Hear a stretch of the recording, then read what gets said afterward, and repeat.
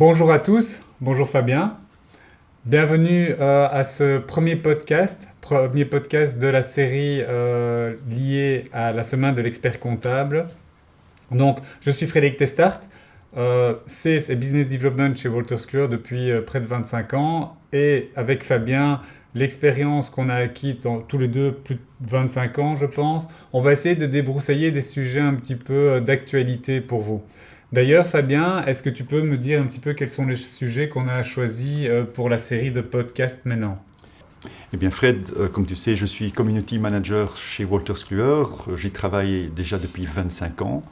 Et en tant que Community Manager, j'ai été fort présent sur le marché ces derniers mois, notamment en participant au roadshow de l'ITA et aussi en visitant de nombreux bureaux pour un petit peu sentir ce qui bouge. Et donc c'est dans ce cadre que nous avons décidé de faire 3 sujets de podcast qui seront, pour cette première session, un podcast au sujet des fusions et acquisitions, mais il y aura également un podcast consacré au recrutement et un 3e podcast qui sera consacré aux conditions de travail. Donc en fait, le but de ces podcasts est en fait d'envisager le bureau de l'expert comptable du futur. Donc voir en quoi ce bureau devra être aux normes des attentes des collaborateurs et aussi prêt à répondre aux attentes des clients. Ouais. Et est-ce que tu peux donner 2 mots aussi sur pourquoi est-ce qu'on a mis en place ces podcasts? Mais en fait, l'idée est venue à partir de notre participation au lobby dans Taxville, où nous avions des discussions ouvertes sur l'actualité du marché. Et il se trouve que ce lobby que nous avions animé, toi et moi, avec Sophie et Tim, a suscité beaucoup d'intérêt et on a reçu un feedback très positif de la part des auditeurs. Et on s'est dit, bon ben voilà, puisque nous avons, comme tu disais tout à l'heure, une bonne connaissance du marché, il est important que nous puissions le partager avec tout le monde et ainsi en faire profiter tout le monde. Ouais. Donc le premier sujet qu'on va aborder aujourd'hui, c'est les fusions. Alors oui, j'ai oublié de le dire, je suis très content de faire ça avec Fabien parce que Fabien, c'est un petit peu le monsieur statistique ici chez Wolters Kluwer. Et chaque fois qu'on a besoin de prendre une décision stratégique ou qu'on a besoin d'orienter une réflexion, ben, on va sonner chez Fabien et Fabien va nous sortir le chiffre. Alors donc, sujet les fusions. Est-ce que tu as déjà quelque chose à sortir de ton chapeau par rapport en chiffres ou autre par rapport aux fusions? Mais écoute, je pourrais te bombarder de chiffres, mais je pense que ça va ennuyer un petit peu tout le monde. Donc la première chose que je vais dire, c'est que nous avons fait une enquête auprès de plus de 270 bureaux, enquête qui est donc assez représentative des bureaux pour l'instant, autour des sujets donc, qui seront traités dans les podcasts. Et donc, à propos des fusions très spécifiquement, je commence avec un premier chiffre, c'est que 76% des bureaux s'attendent à encore plus de fusions et d'acquisitions dans le secteur. C'est en fait une sorte de monstre du Loch Ness dont on entend parler depuis des années, les fusions et acquisitions. C'est vrai qu'il y en a beaucoup. Mais d'un autre côté, je me pose un petit peu la question, comment se fait-il que le nombre de bureaux ne diminue pas ? Ouais. Donc autant il y a des fusions, autant le nombre de bureaux continue à rester assez stable finalement quand on voit les chiffres qui sont à ma possession. Mais en tout cas, c'est vrai qu'il y a une tendance et il y a un intérêt à fusionner ou à faire des acquisitions. Ouais. C'est vrai que 76%, c'est énorme. Hein. Et justement, je pense que c'est le moment d'essayer, pour nos auditeurs, de débroussailler un petit peu ce sujet, voir est-ce que c'est vraiment un mythe ou une réalité, quels sont les avantages, les inconvénients, est-ce qu'il n'y a pas d'autres solutions pour justement contrer aussi une fusion. En tout cas, moi, ça fait, comme j'ai dit, 25 ans que je suis là et ça fait longtemps que j'entends parler des fusions. Et j'ai pas le sentiment que c'est quelque chose de relativement nouveau. Moi, j'ai vraiment le sentiment que c'est quelque chose qui se passe depuis de nombreuses années, mais que peut-être maintenant on est beaucoup plus ouvert à en discuter, à en parler, et que les bureaux avant gardaient ça peut-être un petit peu secret, et maintenant parlent de manière beaucoup plus ouverte. Mais en soi, est-ce qu'une fusion pour un bureau est une bonne chose ? Je crois que ça, c'est la première question fondamentale à se poser. Est-ce qu'un bureau a besoin de fusionner ? Mais en fait, il faut savoir qu'en matière de fusion, la perception est assez différente en fonction du secteur. Donc, et aussi en fonction de la région. Donc, par exemple, je parlais de 76% de bureaux qui pensent que ça va gonfler, qu'il y en aura de plus en plus. Mais j'ai pu remarquer que sur le marché francophone, cette impression est plus faible. Donc, sur le marché francophone, on va plutôt parler d'une 50aine de bureaux qui pensent qu'on va encore acquérir. C'est dû aussi au profil des bureaux.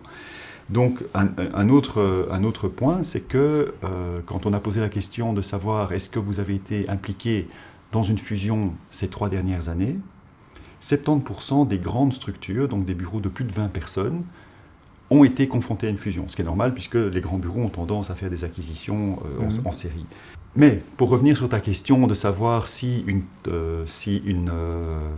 fusion est une bonne chose pour un bureau, je suis désolé, je vais devoir refaire référence aux chiffres de notre enquête. Et là, on remarque clairement que pour 52% des bureaux néerlandophones et 41% des bureaux francophones, une fusion est plutôt perçue comme une bonne chose. Par contre, ce qui est intéressant, c'est que une grande majorité des gens qui ont été impliqués dans une fusion ces 3 dernières années, sont satisfaits à 80%. Donc en fait, ces gens-là, donc les gens qui ont fait la fusion ou l'acquisition, sont satisfaits de la démarche. Et donc en fait, un des arguments pour une fusion ou une acquisition, c'est le partage de connaissances. Donc 2 bureaux avec peut-être des spécialisations différentes, avec des niches différentes, peuvent enrichir leur portefeuille de services et ainsi atteindre un plus large public et aussi pouvoir facilement s'entraider. L'autre élément l'autre élément positif qui en ressort, c'est une avancée dans la digitalisation. Souvent, un des 2 bureaux est plus avancé et permet à l'autre bureau d'évoluer, de s'adapter au processus et de tirer les clients les clients et les collaborateurs vers la digitalisation. Et enfin, un autre élément positif dans le cadre de la fusion et de l'acquisition, c'est finalement le partage avec les collègues et le contact, le partage avec les collègues et la mise en place des nouveaux processus, des nouvelles méthodes de travail. Donc là, il y a clairement une synergie qui se crée dès qu'il y a fusion. Et donc, comme je disais, 80% des bureaux qui ont passé le cap sont très très satisfaits. Ok. Ne cherche plus ton bic, c'est moi qui l'ai pris parce que j'ai pris note de quelques points qui m'intéressaient un petit peu. Mais il y a une chose que tu as dit et qui m'interloque un petit peu, c'est au niveau de la taille, qu'il y avait vraiment de grandes différences au niveau de la taille. Alors, bon, là, trouver des chiffres ou quoi, c'est très compliqué, mais est-ce que tu as un sentiment ou est-ce que tu as une explication pour dire, tiens, pourquoi plutôt les moyennes et les grandes entreprises ou pourquoi les petites? Si tu veux pas répondre, moi, j'ai peut-être un avis sur le sujet, mais... Écoute, j'ai un avis, évidemment, je ne peux pas... ça n'est qu'un avis, je ne peux pas le prouver parce que notre enquête n'a pas été suffisamment dans le détail, mais c'est vrai que par rapport aux différentes interviews que j'ai pu faire, aux différentes rencontres que j'ai pu faire, ce qui se passe, c'est qu'un bureau de taille moyenne, je parle de 6 à 15, 20 collaborateurs, a déjà une structure, a déjà des processus en place, a déjà une maturité au niveau de la digitalisation. Ce qui, du coup, facilite et encourage le processus d'acquisition, les rend plus intéressants au niveau de l'acquisition. Alors qu'un plus petit bureau qui travaille de manière, je vais dire, plus ad hoc, client par client, plus de manière familiale, etc., a peut-être des habitudes qui sont plus difficiles à inclure dans un processus de fusion et d'acquisition. Et donc, je crois qu'il y a là un élément de réponse à ta question. Mais je suis du même avis que toi. Allez, si tu m'aurais posé la question, j'aurais répondu exactement la même chose. Par contre, moi, je trouve qu'ici, il y a une espèce de peut-être dichotomie entre ce qui se passe sur le marché et les besoins, parce que d'après moi, un petit bureau, justement, pour être beaucoup plus orienté futur, pour pouvoir survivre dans le monde qui va devenir de plus en plus complexe, aura peut-être besoin de fusionner ou d'enrichir un petit peu sa structure. Et je vais sauter sur un deuxième sujet que j'avais noté. Tu as donné de plein d'avantages. moi je vais te demander, oui, mais quels sont les désavantages aussi d'une fusion? Et peut-être, je vais te donner un exemple pour un petit peu cadrer le sujet. Voilà, Wolters Kluwer, depuis de nombreuses années, on a fait toute une série de plus d'acquisitions que de fusions, hein, parce qu'on acquérait une société. Et on en a tiré pas mal d'avantages. Ben, c'est vrai que chaque fois qu'on fait une fusion ou une acquisition, ben, comme on l'a dit, on va voir un petit peu ce qui est en place. Et si on fait une acquisition, c'est pour avoir un positif, être beaucoup plus orienté futur. Et donc tous ces avantages, on les prend avec. Mais il y a un élément qu'on néglige souvent dans les acquisitions, c'est tout ce qui est, ou fusion, hein, c'est tout ce qui est personnel et culture d'entreprise. Et moi, je remarque même des acquisitions qu'on a faites il y a de nombreuses années, il reste un bagage de culture d'entreprise qu'il est très difficile de faire évoluer. Est-ce que c'est aussi quelque chose que tu as ressenti dans les enquêtes pour les professionnels de la comptabilité, les experts comptables? Et comme je disais, donc 80% des gens sont satisfaits de leur fusion, mais bien sûr, il reste les 20% qui sont moins satisfaits de leur fusion. Et donc, paradoxalement, un des éléments qui entre en jeu, c'est la relation interpersonnelle entre collègues, qui est compliquée. Justement, peut-être des problèmes culturels d'entreprise, de culture d'entreprise, qui font que les fusions se passent moins bien. Peut-être certaines habitudes avec des clients, certaines habitudes un petit peu personnelles ou un petit peu à la tête du client qui sont applicables, qui ne peuvent plus s'appliquer dans la structure plus importante, peuvent un petit peu être un sujet de friction au moment de la fusion. Un autre souci qui faisait partie des avantages, mais qui fait aussi partie des inconvénients pour les 20%, c'est l'application des nouvelles méthodes de travail. Donc les collaborateurs, peut-être pas assez informés, peut-être pas assez impliqués dans les décisions, peut-être pas assez imbibés de la culture de la nouvelle entreprise, trouvent que les nouvelles méthodes de travail ne sont pas adaptées et sont en fait un point négatif. Un autre point, c'est aussi la surcharge de travail. Parce qu'évidemment, les mois de transition demandent qu'il faut continuer le going business, donc il faut continuer à faire tourner la machine, à faire tourner les clients, à répondre à tous les besoins, tout en mettant en place les nouveaux processus. Et donc c'est clair qu'il y a une période de transition qui demande une charge de travail énorme, alors que justement, je pense que la perception, c'est on va fusionner, on sera plus efficace, ça ira mieux. Oui, mais ce n'est pas perceptible tout de suite, et donc du coup c'est perçu de manière négative pour les 20% dont je parlais tout à l'heure. Et les clients là-dedans, on n'en parle jamais? Mais les clients, effectivement, c'est un point d'attention. C'est vrai qu'on n'en parle peut-être pas assez. Ils doivent faire partie de la mise en place du processus. Ils doivent être correctement informés, ils doivent être informés du nouveau processus. Parce qu'effectivement, comme je l'ai un petit peu mentionné, chaque client a ses petites habitudes, il est client depuis 30 ans, il a toujours fait comme ça, etc. Ce client entendra peut-être pas avec beaucoup d'enthousiasme, qu'il doit maintenant passer au digital, qu'il ne peut plus se permettre ce petit service, arriver à la dernière minute, etc. Parce qu'on est dans une structure mieux organisée et peut-être moins à sa mesure. Et c'est là, en fait, qu'il faut parfois se poser la bonne question en rationalisant son portefeuille de clients. Certains clients sont peut-être moins rentables qu'on ne le pense, parce qu'ils demandent trop d'énergie, parce qu'on a trop fait de concessions vis-à-vis de leurs exigences. Et je pense que c'est un challenge que tous les bureaux qui ambitionnent une fusion ou pas d'ailleurs, c'est un des challenges à faire, c'est simplement voir, quelle est la rentabilité de mon client, est-ce que je n'y consacre pas trop de temps, est-ce qu'il ne me prend pas trop d'énergie, même de l'énergie émotionnelle.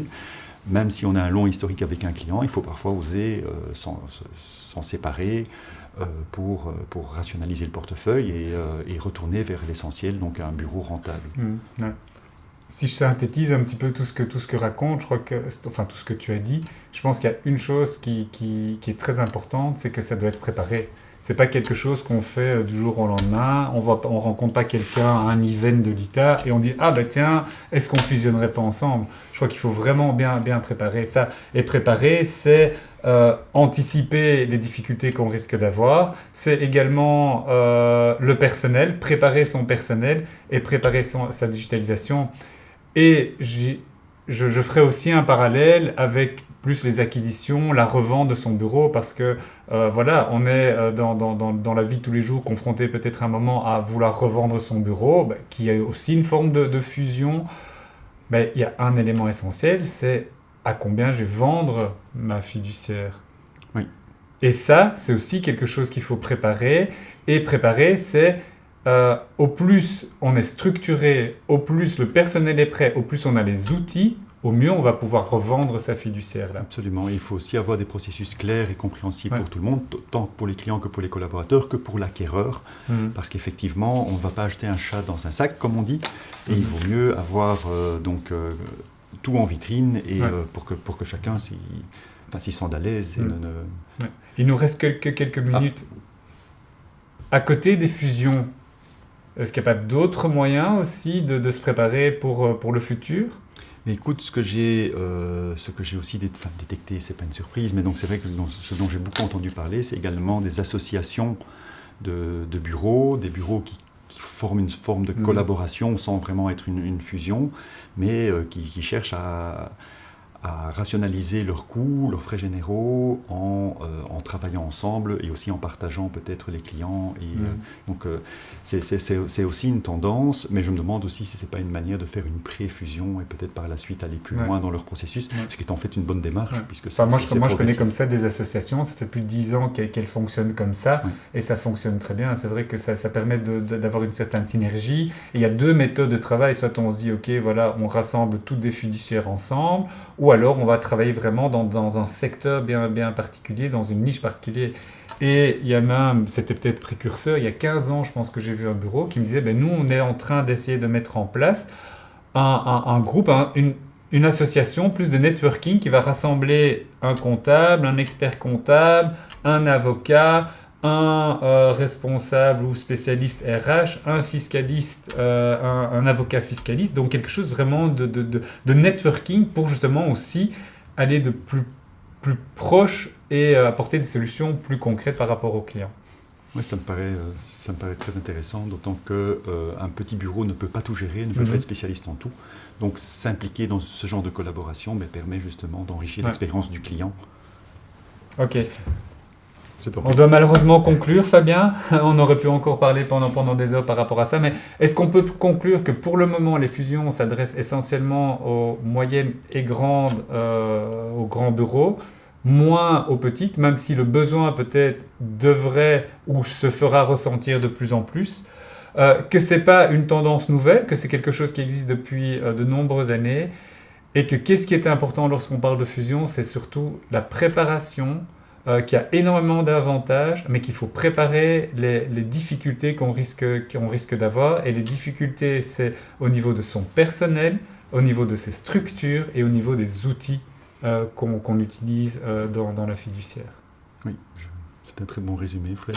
Voilà. Je pense qu'on peut clôturer. Je vous rappelle que vous trouverez plus d'informations sur notre site semaine-de-l'expert-comptable.be, dans laquelle vous pourrez retrouver les autres sessions, notamment notre deuxième session qui aura comme sujet le recrutement, mais également une session Task Talk au cours de laquelle les sujets tels que l'acquisition et le recrutement seront retravaillés et réabordés par des spécialistes en compagnie d'une professionnelle, une experte comptable, Madame Géraldine Orny. Je vous remercie pour votre attention. À très bientôt.